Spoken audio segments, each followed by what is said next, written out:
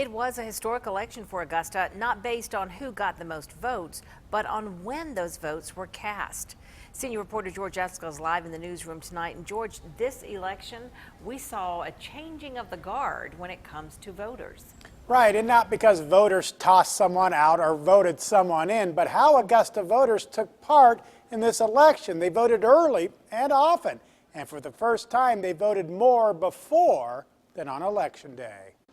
In this election, Doris McLean was in the minority, at least based on when she voted. When did you vote? Yesterday. So you voted on Election Day? Yes, sir. McLean wasn't alone voting on Election Day.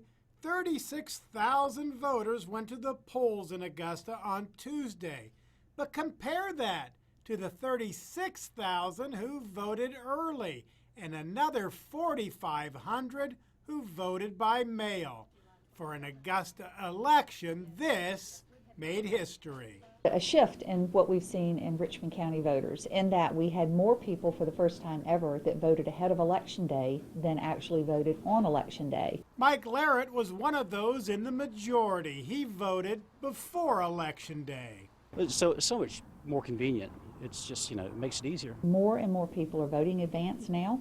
We don't see it affecting the overall turnout per se, so the same number of people are voting, but they're just spreading it out. But even with Augusta's record early voting turnout, we had fewer people voting Tuesday than in 2008 or 2012. We did. What happened? That beats me. I don't know. We just had fewer people show up. But they did show up for advance voting in record numbers. But early voting costs money, about $50,000 over the 3-week period. Whatever it costs to facilitate the process efficiently and accurately and get people in a reasonable amount of time, that's what we're shooting for, and I think we accomplished it this time. Election officials say even with a record turnout for early voting, polling places still have to be staffed Election Day, which costs about $60,000 to $80,000. But Bailey says the election office is putting about 100 fewer workers at the polls on Election Day due to the growing popularity of early voting.